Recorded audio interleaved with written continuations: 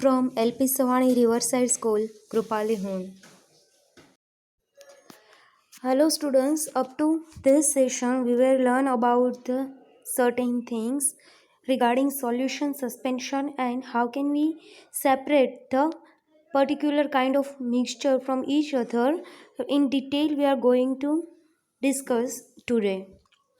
2.3.1 our today's topic is how can we obtain colored component from blue or blank ink.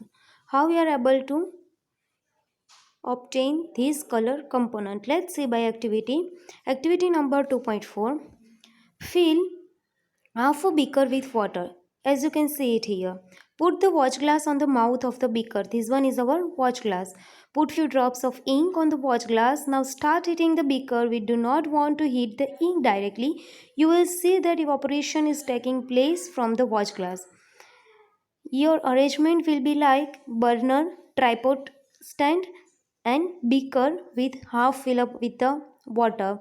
Here watch glass is filled with the ink and you are going to heat the beaker, and this heat which are uh, obtained with the evaporation of the water, it will gives the warmness to the ink and it will starts the evaporate, and this is you can see the vapors.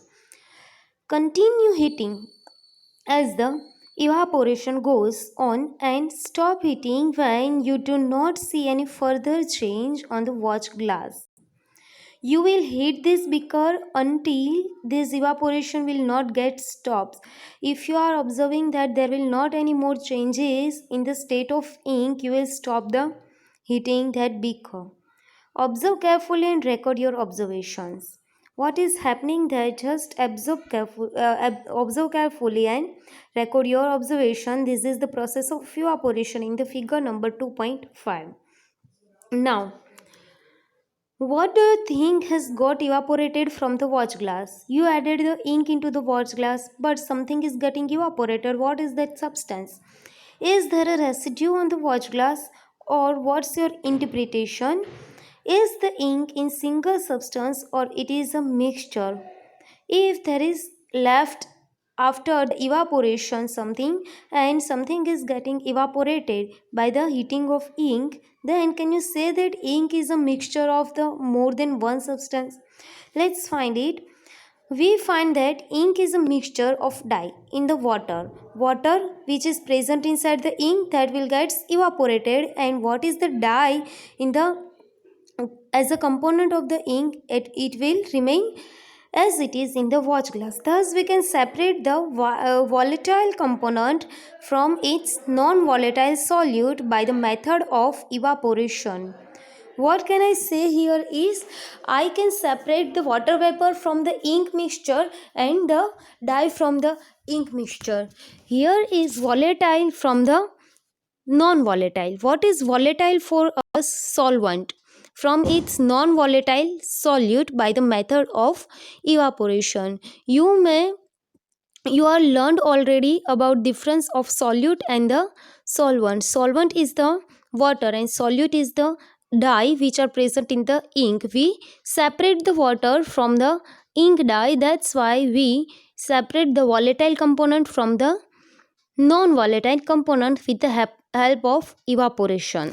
It is the first method we will learn about to separate the non-volatile and volatile component. Be careful about two terms, that non-volatile means solute and the component which is volatile, it is a solvent. 2.3.2 here our topic is how can we separate cream from milk. Milk is also mixture more than one component. How can we separate it?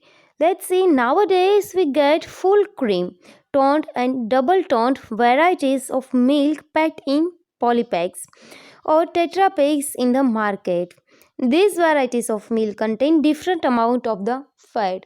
How the company will able to separate this variety of the milk and how they are able to maintain the certain limit of the cream inside that milk? Let's see by activity. Take some full cream milk in a test tube. Milk we have to take in test tube which have the full amount of the cream. Centrifuge it by using centrifuging machine for 2 minutes. If a centrifuging machine is not available in the school, you can do this activity at home by using the milk churner used in the kitchen. Centrifuge machine, it is the machine which is rotates the sample, which rotates your sample of test tube at certain rpm is the rotation per minute. It's up to 10,000 rotation per minute. This much high capacity of this centrifugation machine. And if you are not provided by centrifugation machine, you can also use the milk churner, which is used as your in your kitchen regularly by your mother. If you milk dairy nearby, visit it and ask how they separate cream from milk and how they make cheese from milk or cheese or paneer. First of all, centrifugation machine is used to separate the component on the basis of their molecular weight. On the basis of the weight of different component, this machine is separate the samples. Now here the answer is, just answer these questions.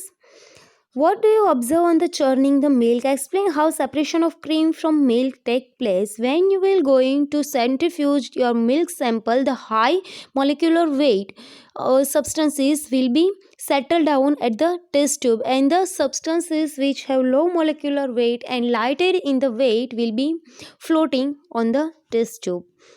It means there will be separate part of the in the test tube of the different component of the milk. Sometimes the solid particles in a liquid are very small and pass through a filter paper. It may happen. For such particles, the filtration technique cannot be used for separation.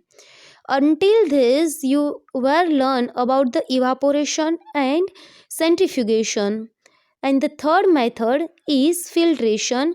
If your sample having very small solid particles which are able to pass through the filter paper, then in that case you are not able to use the filtration technique to separate that.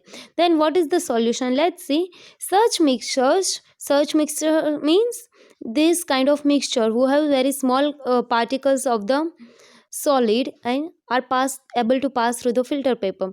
In such mixtures are separated by centrifugation. Centrifugation can separate these mixtures having the small particles of the solid substance in the solvent. The principle is that the denser particles are forced to the bottom and the lighter particles stay at the top when spun rapidly. Spun rapidly means when you rotate very speedily, what will happen inside the test tube of the centrifugation machine? The denser means heavy weighted particles are forced to the bottom, will go to the bottom, and lighter particles, very light weighted particles, will stay at the top when spun rapidly, when you will rotate rapidly. When you are going to rotate very speedily, the high weighted particles will go to the downwards and the light weighted particles will remain on the top. The applications of this centrifugation will use diagnostic laboratories for blood and urine test. You may use to mark that when doctor is advised you to do the laboratory report, they are used to take your blood in very small tubes, and this blood which is taken by the laboratorist will be going to the go for the centrifugations. That's why they can able to separate the serum from your blood. Used in dairies and home to separate butter from the cream. Your mom is uh, used to have a churning machine to separate the cream from the milk and separate the butter from the buttermilk. Used in washing machines to squeeze out water from wet cloth. It is the very common use of the centrifugation. You are used to see that your washing machine will be moving continuously in a rotating manner. It is also one kind of centrifugation which is rotates as a low rpm, low rotation per minute. But in the particular centrifugation machine which is used in the laboratory for the research, it is the very high ability. Now here our next topic is how can we separate mixture of two immiscible liquids. What is the meaning by immiscible? Let's see.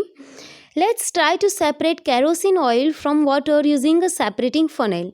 What is the separating funnel? Here you can see the structure of this shape. It is known as the separating funnel. It is the balloon like shape, and here the needle will you can observe, and this one is the cork, stop cork.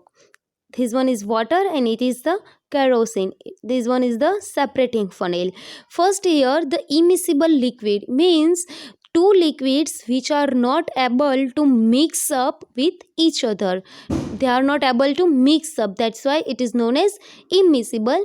Let's try to separate kerosene from the water. First of all, the question is, will the both liquid are able to mix up with each other? No, they will form the different layer on the each other. Kerosene will be remain upper side while water will be lower side. If you are using if you are mixing water with the oil, then even you will find this kind of the liquid. It's called immiscible liquid.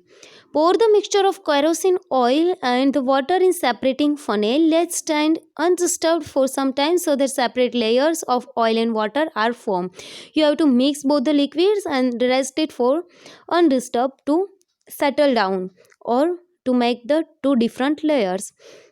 Open the stopcock of separating funnel and pour out the lower layer of water. Carefully close the stopcock if of the separating funnel as the oil reaches the stopcock. What is advised here is you have to open the stopcock. So what will be happen? This water will be getting downwards, and here you have to put one beaker to collect the water, and when your kerosene level will be reach here, after water will be go outside, you have to off the stopcock. That's why your kerosene will be remain inside the funnel and your water will be getting outside the container.